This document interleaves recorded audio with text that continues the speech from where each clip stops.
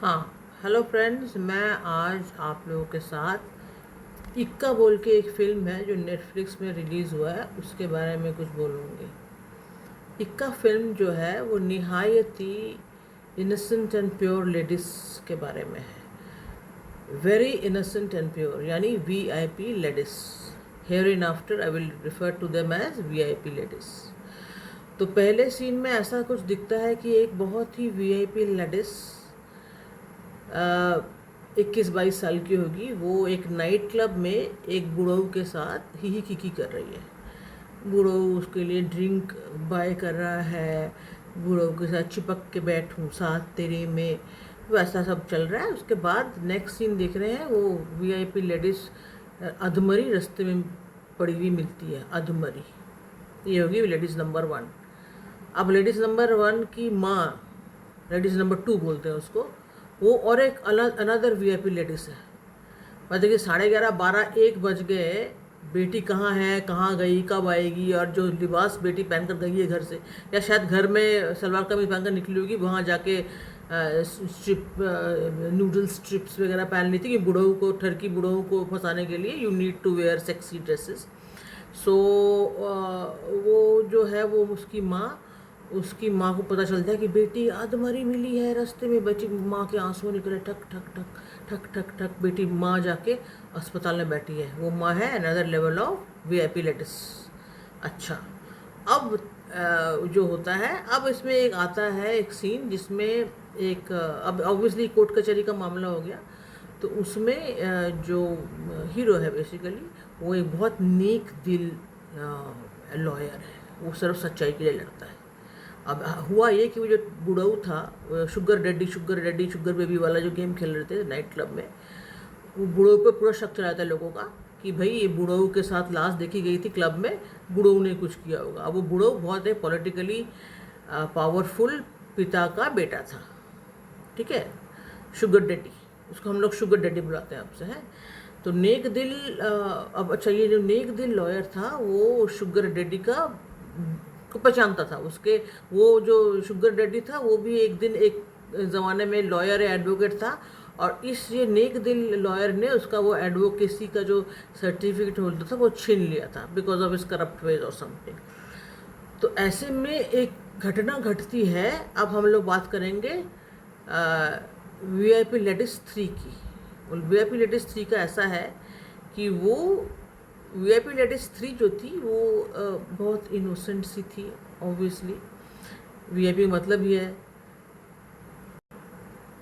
तो इनोसेंट का मतलब ही है very innocent and pure, VIP ladies. तो वो ऐसा हुआ कि उसकी बेटी को डायग्नोस होता है, वो नेक दिल लॉयर की बीवी, मतलब कि दोनों मियाँ बीवी की बेटी होती है एक 11-12 साल की, वो डायग्नोस होता है ब्लड कैंसर हो गया उसको। अब उसको चाहिए स्टेम सेल, वो फिर बच जाएगी। अब कहाँ से मिलेगा? माँ बाप से मिलता है स्टेम सेल। अब पता चलता है कि वो जो उसकी माँ थी, मतलब कि नेक दिल लॉयर की जो बीवी थी, वो भी एक वीआईपी लेडीज़ थी। जब वो 20-22 साल की थी, वो तिनके की तरह माँ बाहर निकली। You know what I mean? या रूप तेरा मस्ताना प्यार मेरा दीवाना वाला सीन हो गया था उसके साथ, और वो आउट ऑफ वेडलॉक इसको कंसीव की थी। और किससे कंसीव की थी? इमेजिन, मतलब मिस्ट्री मूवी हो गई है पूरी। ये कंसीव की थी उस शुगर डैडी से। अब सोच के देखो, अब शुगर डैडी, अच्छा स्नेक दिल लॉयर ने बोल दिया कि मैं शुगर डैडी, तुम शुगर डैडी हो, तुम्हारा केस मैं नहीं लूँगा। अब उसको चाहिए स्टेम सेल, बेटी को बचाना है, क्योंकि अपनी बेटी मानकर पाला था। वो बहुत खूबसूरत थी अपने जवानी में, वो एक्चुअली बहुत खूबसूरत थी। जो एक्ट्रेस ने वीआईपी बनी है, जो वीआईपी लेडीज़, जो नेक दिल लॉयर की जो बीवी बनी है, वो बहुत ही खूबसूरत थी। तो शुगर डैडी ने बोला तुम्हारे साथ मैंने 3 साल तुम्हारे लिए गवाए थे, लेकिन तुमको तो शादी करना था, इसलिए तुमको छोड़ दिया था मैंने। And the VIP ladies is saying कि हो तुमने मुझे छोड़ दिया था in my pregnancy, that's why he gave me सहारा। नेक दिल लॉयर गेव मी सहारा and he married me and he treats her like his own daughter, and dare you not talk about the fact that you are the biological father। कभी मत बोलना ज़िंदगी में। Obviously, क्योंकि वो जो छोटी बच्ची है 11-12 साल की, उसको तो शी विल बी शॉक्ड ना कि अरे बाप रे, मेरी मम्मी इतनी एडवांस थी, बोल्ड एंड ब्यूटीफुल थी, मेरी तिनके की जरा बह निकली थी मेरी मम्मी। तो कैंसर तो था ही, हार्ट का शॉक होकर शायद कत्लेआम हो जाएगा, what ever. So it's sounding wicked, but then the movie writer should have understood how what he is writing. Anyway, अब नेक दिल लॉयर को उसके लिए लड़ना पड़ा, फॉर शुगर डैडी के फॉर लड़ना पड़ा. घटनाक्रम में ऐसा हुआ कि शुगर डैडी को रेस्क्यू कर लेता है. हालांकि शुगर डैडी नहीं, उसको धक्का मारकर ladies number 1, VIP ladies number 1 को धक्का मारकर उसी ने फेंका था. तो लेडीज़ ऐसा होता है, वो उस पर बोलता है ठीक है मैं तुमको स्टेम सेल दे दूंगा, मेरी बेटी है बायोलॉजिकल, तो उसको स्टेम सेल दे देता है. जैसे ही उसको स्टेम सेल देता है, नेक दिल लॉयर बदमाशी करके पूरा पासा पलट देता है और उसको पकड़वा देता है पुलिस से. अब मेरा ये मतलब है, अभी अगर मैं वो शुगर डैडी होता तो मेरे को जब पुलिस गिरफ्तार कर रही होती मैं बोल देता कि मेरी बायोलॉजिकल बेटी को क्या ख्याल रखना, मेरी बेटी का ही तो जन्म दिया है तुम्हारी बीवी ने. वो वायरल हो जाता, उसकी बेटी भी सुन लेती. ये है वहाँ कहानी. तो कंक्लूड करना है कहानी को ये कह के कि जो वीआईपी लेडीज़ जो इस मूवी में दिखाई गई हैं, वीआईपी लेडीज़, तो उन वीआईपी लेडीज़ को थोड़ा सा अपने ऊपर काबू में रखना चाहिए भैया, है ना. वीआईपी लेडीज़ बनने का कोई ख़ास कुछ एडवांटेज तो है नहीं. इनफैक्ट आप सारी ज़िंदगी भर या तो एक डर से जीते हो या एक जिल्लत भरी ज़िंदगी होती है.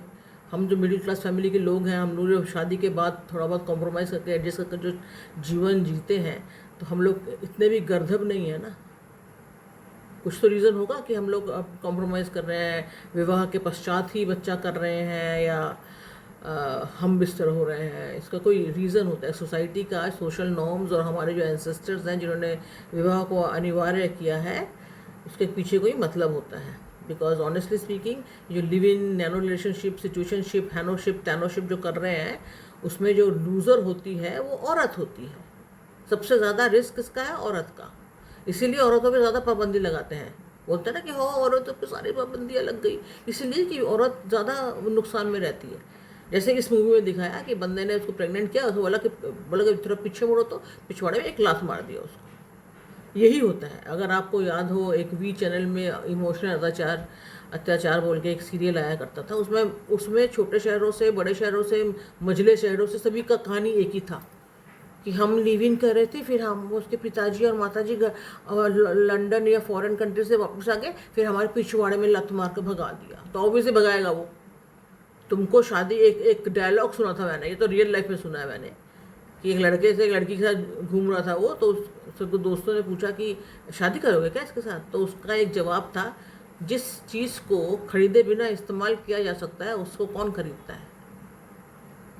This is specially for the ladies जो समझती है अपने आप को कि बहुत मॉडर्न है, बोल्ड एंड मॉडर्न है, मोर डन करके छोड़ दी जाती है. इसीलिए विवाह एक बहुत इम्पोर्टेंट चीज़ है. इसके पश्चात ही जो करना है करो, हनीमून में जाओ, सब कुछ करो, सब अलाउड है, लेकिन मर्यादाओं में रहो. तुम्हारा ही फ़ायदा है इसमें. Okay, that's all for Ikka. The name of the movie is Ikka in Netflix. Thank you for listening.